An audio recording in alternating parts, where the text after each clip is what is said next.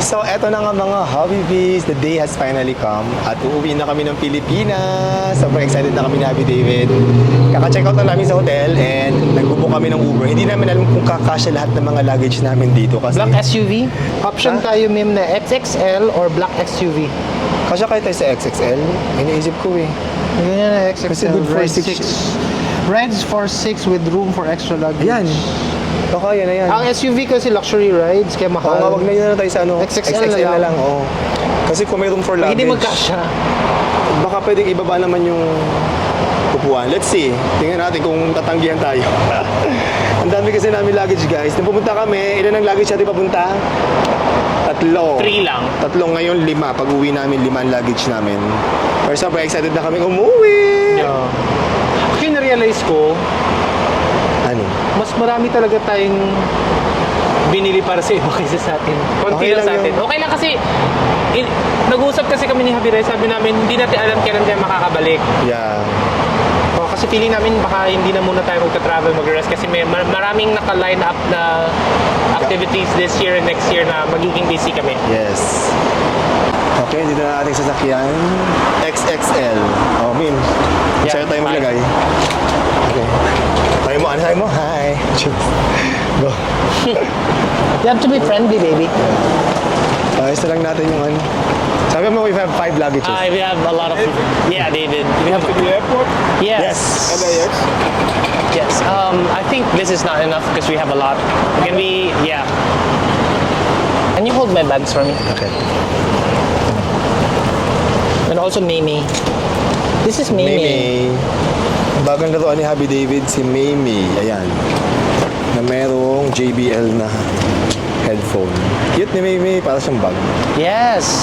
So much better. And we're here na sa airport, guys. Maaga kami nakadating ni Happy David, pero hindi pa open ang check-in counter. So maghihintay muna tayo. Napagod si Mimi. Si Dami Mimi, natin bitbit. ang bagong laruan ni Happy David. Hindi siya laruan. Ay, hindi mo siya, ano siya? Mimi is my baby. Okay. We're here. I'm so happy. Huh? Siguro Bakit? sabi naman natin na deserve naman natin mag-business class. Yes.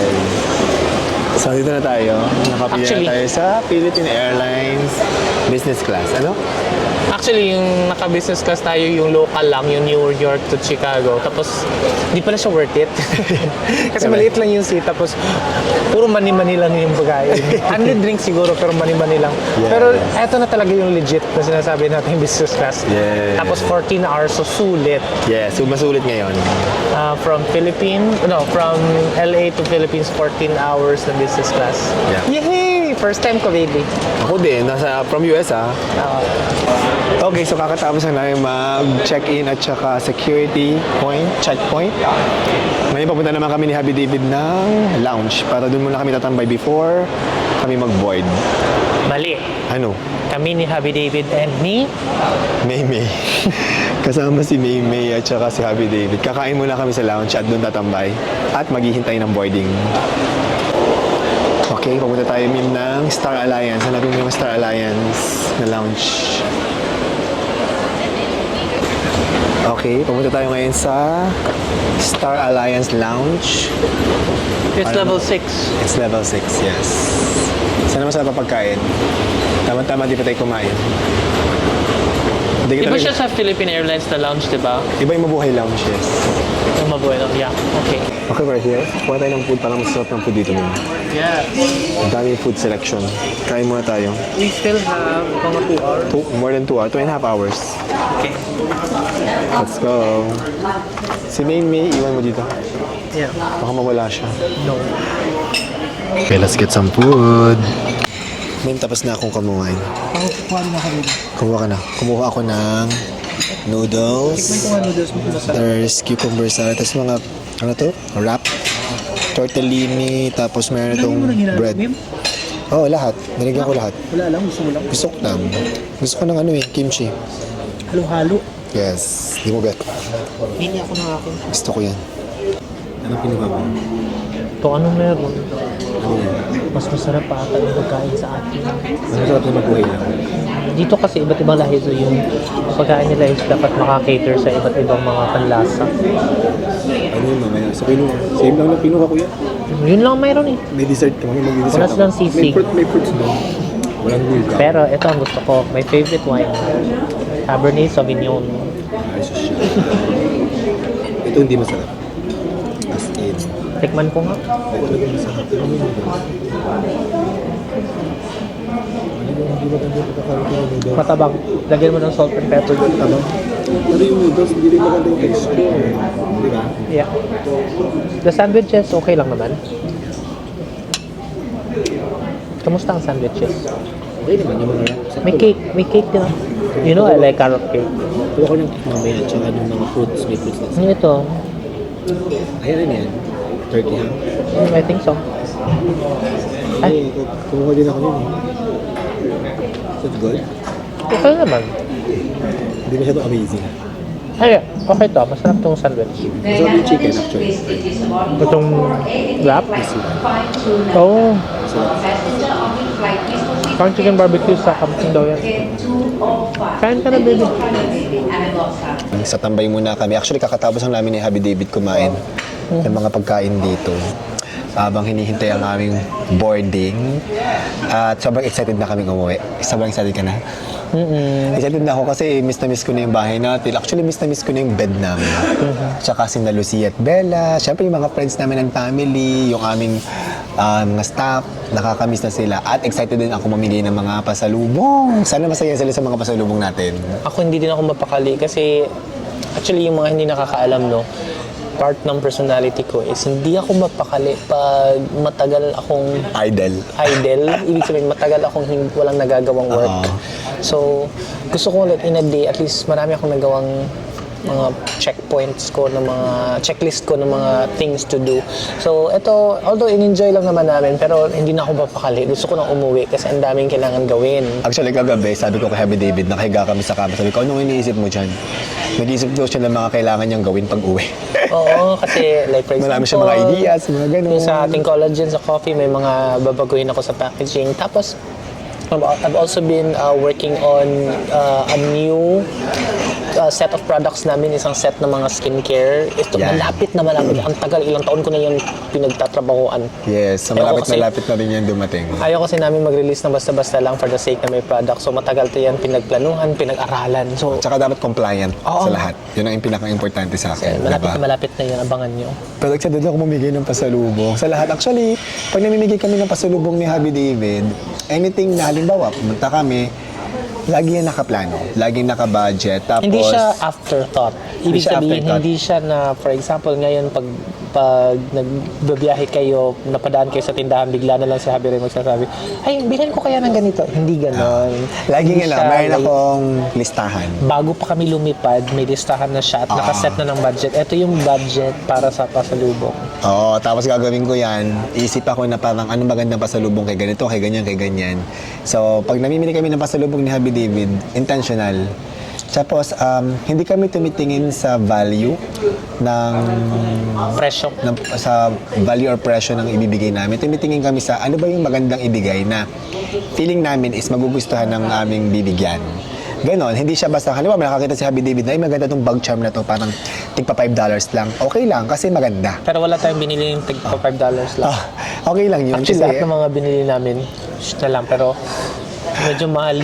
Sa lahat ng mga biyahe namin in the past, ito yung biyahe na each and every one may certain amount na hindi bababa. hindi pa okay lang sa akin yun eh. Parang, for Sabi me ko nga sa kasi, kanya, mahal na mga sabi binili niya sa akin, yan ba talagang bibilhin natin? Sabi ko, oh, bakit hindi? Sabi ko, parang okay lang naman. Tsaka feeling ko kasi kapag binili ko yung mga binigay ko, matutuwa sila. So yun. Pero, guys, hindi pa rin nawawala sa pagiging wise namin ang mga clearance pa rin ha. Oo, syempre, doon tayo sa Mostly sale. sa sale. Hindi naman clearance mahal. Konti lang yung clearance, pero usually laging sale. Hindi pwedeng hindi sale. Kami Kasi nga- nga sa sarili nga natin eh. Ako nga sale lang lagi binibili ko. Actually, konti lang binili namin para sa sarili namin this travel. Halos para sa ibang tao. Siguro, like sa akin, siguro mga apat na items lang. Tapos everything else para na sa iba. Oo. Sa akin naman, well, ang pinakamahal ko lang nabili, yung, ito kasi parang for me, for us, once a year lang kami na namimili ng talagang, for example, isang branded, na gusto ko lang, mayroon akong, for example, Gucci bag. So, yung Gucci bag lang talaga yung medyo mahal. Mahal na sa akin yun, guys. Diba?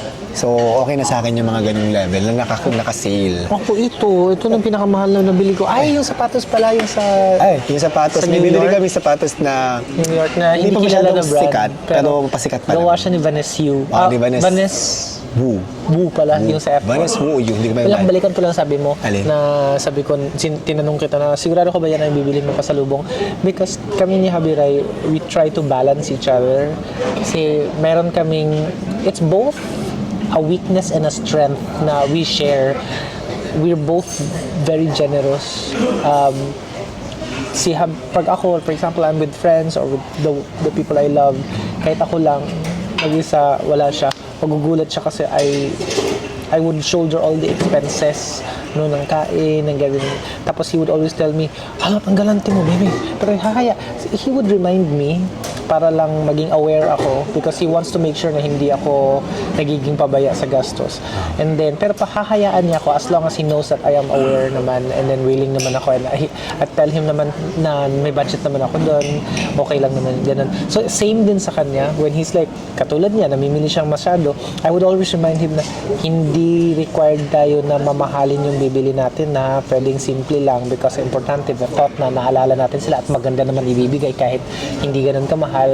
Importante masaya sila at taramdaman nilang naaalala natin sila, okay na yun. So I Pero remind him that. yun din sinasabi ko sa kanya na feeling ko, pag binili ko to, magiging masaya sila. Yeah. Yun. So, hindi ko na tinignan yung presyo. Parang for me, hindi tinignan. Tinignan ko yung presyo. Tingin ko naman na parang, sasabihin ko naman sa kanya, for example, ay medyo balo din natin afford to.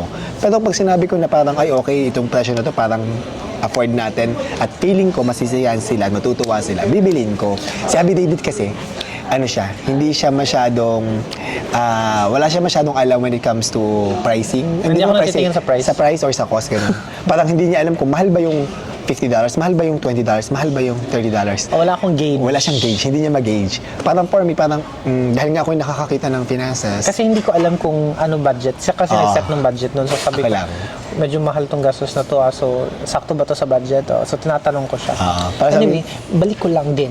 Sabi namin, sa lahat ng biyahe namin, ito yung mga pinakamamahal ng mga pasalubong. Kaya ako naloka dun sa nag-comment dun sa FB na sabi niya na ano na naman yung mga gift nila, mga chipangga na naman. walang katapusang tote bag, walang kamatayang tote bag daw, tsaka isang pack ng chocolate na hahati-hatiin na lang daw sa lahat. Actually, kahit man bibigyan namin sila ng tote bag at mga chocolates. Kahit may isang pirasong chocolate bar lang yun. Masama ba yun? Masamang tao ba kami kung gano'n ang ibibigay namin? Una sa lahat, walang obligasyon ka magbigay ng pasalubong, walang obligasyon ka mag-gift because nagbiyahe ka, nag-travel ka for yourself para mag-relax. Lalo na yung mga nag-travel ka lang para mamasyal. Diba? Iba din kasi yung mga nasa ibang bansa nagtatrabaho sa ibang bansa, tapos nagbibigay ng pasalubong, diba? Pero again, yung kahit regardless, either nag-travel ka or nagtatrabaho ka, pag umuwi ka na, bumalik ka ng Pilipinas, walang obligasyon na mabigay ng pasalubong. Kung bibigyan ka ng pasalubong, Kasi parang salamat. Para kasing ang dating sa sinabi niya is parang masama tayo Masama, tote yan bag lang ang binigay mo. Parang kahit- bakit yan lang? Kahit hindi, Ay, kahit hindi lang yun. Bakit yan lang? Masamantalang kayo, mamahalin binibili mo. Oh, Parang sabi sinasabi niya na, kung mamahalin ang bili mo sa sarili mo, dapat mamahalin din ang ibigay mo sa kanila. that's what you call Nakakaloka. as financial entitlement. Financial ang entitlement, the audacity of these Na para bang required sila bigyan. Actually, At saka parang ito, may Wait. pera ka, dapat yung pera mo share mo sa akin. Ganun. yung mga staff namin and yung mga friends namin na binibigyan, laging grateful, masaya sila lagi, nakikita namin sa mga mata nila yung excitement. Pero itong hindi naman siya kasama, ito pang madaming kuda. Wala naman siyang ambag. Hindi naman siya Sabi niya kakilala. kasi, para daw sabihin generous daw. Oo, parang Ay, sinasabi hindi. niya, may papakitang tao lang daw kami. Hindi. Para lang Actually, sabihin mo, kahit walang vlogs, mahilig kami magbigay. And actually for me, kaya magbigay ka ng isang chocolate bar, kaya magbigay ka ng isang pirasong bagtag, that's also being generous. Yeah. Ang generous ba is mayroon bang presyo ang pagiging generous?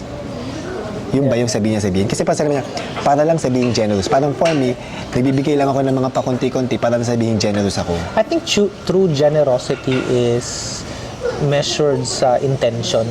Like, for example, why did we buy those? It's not because gusto namin ng palakpakan, purihin. It's not also because para maging, para balikan nila kami, meron silang Purihin gagawin. ka. Oh, like, for example, nagbigay ka para mas parang maging mabait sila you, sa atin, ano, para you- mahalin nila tayo. Or you Hindi. expect, or you expect something in return, hindi Oh, ganun. no. I think true generosity is because you're happy giving. Masaya ka magbigay. Is the And- intention na bukal sa loob mo, masaya ka? Kasi as a giver, mas naiintindihan mo yun eh. Kapag giver ka kasi kagaya ko, pag nagbibigay ako, bukal sa loob ko, I feel like na mayroon akong sense of fulfillment kapag natutuwa yung mga binibigyan ko. Ang pangit ng pakinggan na galing sa amin, no, na parang binubuhat namin sarili naming bangko. Pero kasi minsan, minsan kailangan mo sagutin yung mga ganong comments kasi parang bang painting us a bad picture na wala naman tayong ginawang masama doon. Anyway, masarap din magbigay lalo na sa mga taong super appreciative. Like, for example, si Lindy, kahit anong ibigay mo dyan, lagi yung grateful. Oo, kahit si Ate Rose. Oo, si Ate Rose. Si Kaya parang Julie. gaganahan ka magbigay ulit. At yung mga staff natin sa building, Actually, mahilig ako na binabasa ko ang tao kasi hindi ako nagbibigay because meron ako makukuha sa kanila. Gusto ko magbigay kasi gusto ko makita silang ang saya makita kasi yung mata na excitement, di ba? nagsasparkle Parang, pag bibigay. Oo. Tapos pag nakita ko na bigyan kita ng simpleng bagay kahit chocolate, tungtuwa ka, my heart feels warm and then I feel like next time I'm gonna give you even better. Kasi ang sarap magbigay sa taong grateful. At on the contrary naman, parang pag nagbigay ka to someone na parang hindi appreciative, ungrateful, o parang nagbibilang or naghahanap pa ng iba, naku, hindi talaga nauulit sa akin yung ganyan. Kasi for me, kapag ganun, it speaks so much about your attitude and character na parang feeling mo may entitlement ka or feeling mo you expect something na dapat ganito ibibigay sa'yo tapos hindi nabigay sa'yo. Tapos naiinis ka, nagagalit ka. Ay, sorry dear, hindi na kita bibigyan uli. Para Kasi kailangan unang-una, talagang bigyan. sabi ko nga, wala ka ng obligasyon na magbigay sa'yo. At hindi ka masamang tao pag hindi ka nakapagbigay. Tama. Wait. I think also that's the law of the universe. If hindi lang sa pasalubong at bigayan the law of the universe is if ikaw tao grateful ka sa mga malilit na bagay, the universe will also bring more blessings in your life. Pero ikaw na in everything lagi ka nakakahanap ng mali, na may upunan, na may tama. reklamo, magiging negative yung utak mo and then wala, yung buhay mo puno ng Sunod-sunod na yun. Kabit-kabit na yun. kaya yung mga taong basher at lagi nakakahanap ng negative, iniisip ko, may pinagdadaanan to, hindi masaya. Kasi people who are happy are also happy for others. True. They're also very positive in life. Pero people na maraming reklamo full of negative, sila toxic. yung toxic kasi ganun sila. Mas din. nilalapitan sila ng karma, bad karma. Yung mga ganyan tao. Diba? Nakakaloka lang talaga na parang sila na nga yung walang ambag, sila pa yung maraming kuda, maraming reklamo. Diba? Parang podcast na to Nagkikwentuhan lang tayo dito habang hinihintay namin ang aming boarding kasi ayun na pala. We have to go na. 3:70 na. let's go. So malilate na kami guys. So see you mamaya sa airplane. Papunta na kami ni Happy David sa boarding gate. Excited din ako sa flight na to kasi first time ko magbi-business class ng US trip. Kasi madalas kapag real business class. kapag US trip, lagi tayong premium economy. This time, deserve naman namin mag-business class. So, sobrang exciting. Hi, Mimi!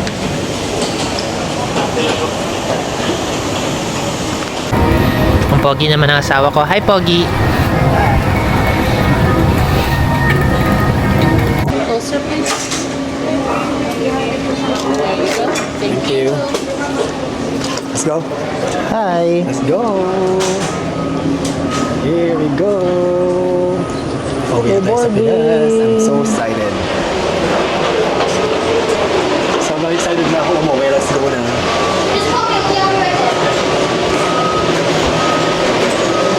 Sobrang excited na akong bumalik sa trabaho. Nakakaumay din yung sobrang haba na bakasyon 3 weeks. Hi. Welcome to business class, Mr. Tan. You take this aisle first aisle. You're by the middle. Thank you. Of course. Good afternoon. Afternoon. Thank you, and welcome to business class, Mr. Mercado. Straight ahead, first aisle, please. Hi.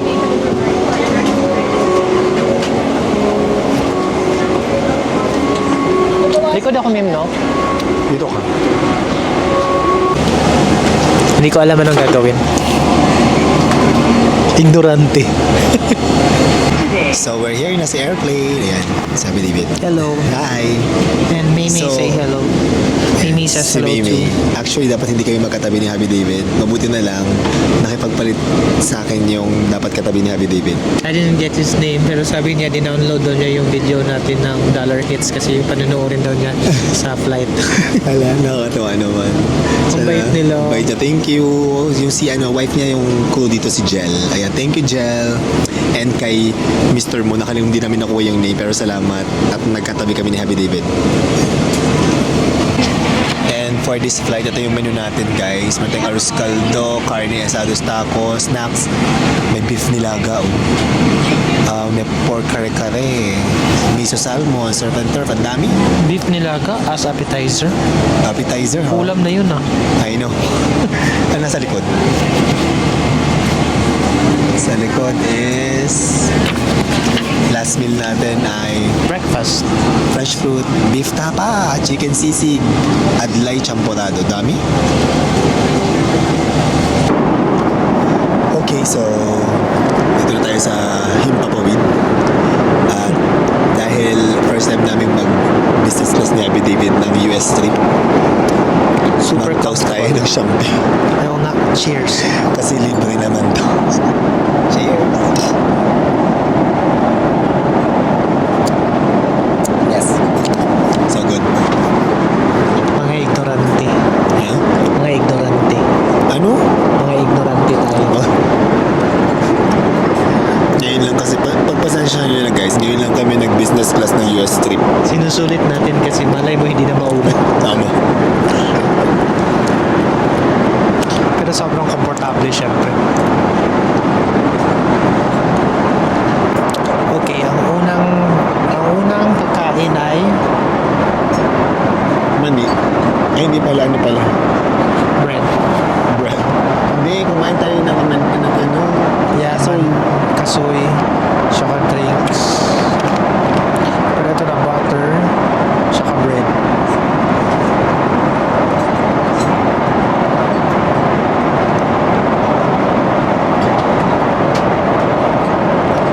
Thank you.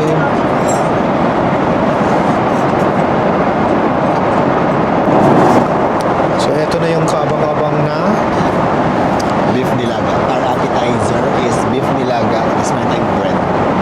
kita ng beef nilaga. Wow. Legit? Tingnan ko. Wait. Tikman natin. Masarap.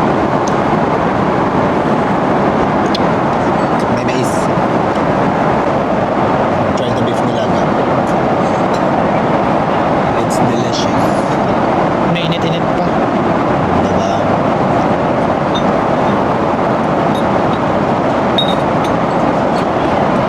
May mais. It's mais. Sarap. Sarap, diba? Parang payless beef mami. Di ba nagkikrave ka ng bulalo? Pwede na yan. Pwede na ito. Walang karne. Ay, may karne, baby. Oh, may mga karne. Try yan.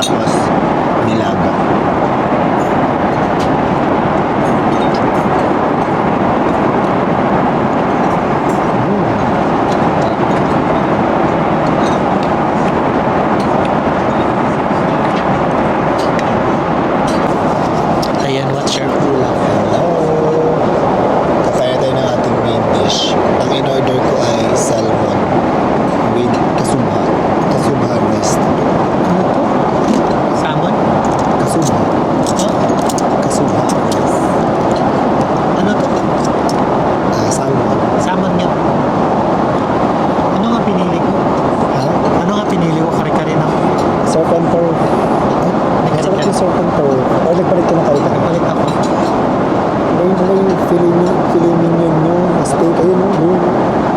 Sorry. Ito po yung aking pork kare-kare. Yay! Sorry. With white rice. Yan.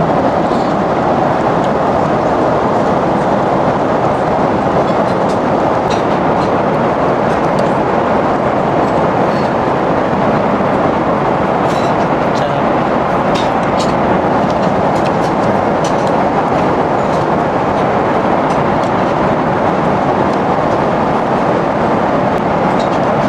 Kare-kare. Parang naimbit ako sa kare-kare mo. Ay, masarap. Gusto ko try. Patikin mo.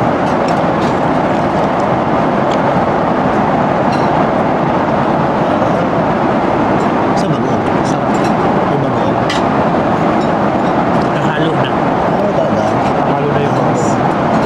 So may try.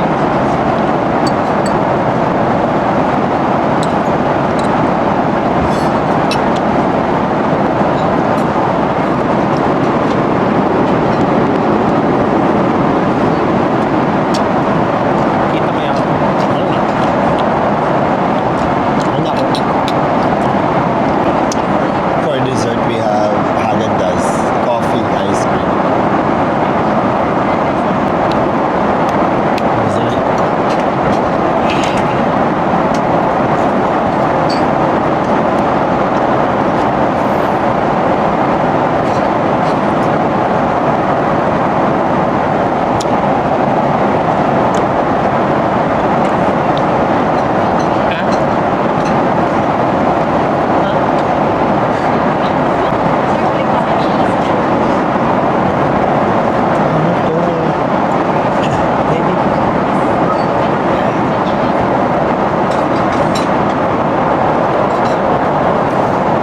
Dami pagkain.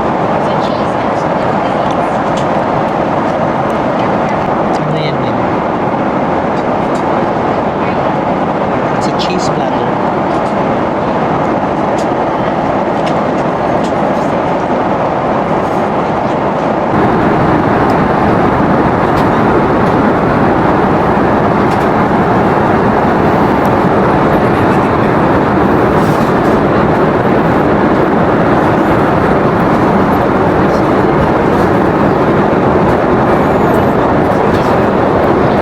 Tulog na yan siya.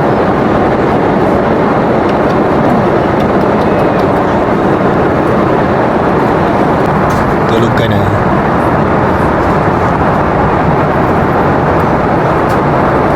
Kasama si Mimi. Mimi.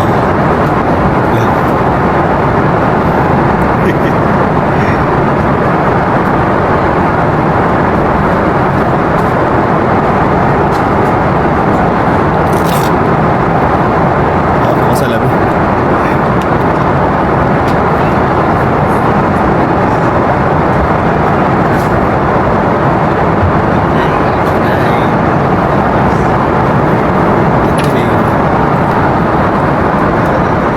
And we're here.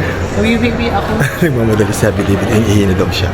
But we're back and we're excited to go home. Can't wait na makarating sa bahay. Napaga yung dating namin, 1 hour coming early sa arrival namin here. And andito na kami sa van. Sinundo tayo ng aking pamangkin na si Raynon at saka si Uncle.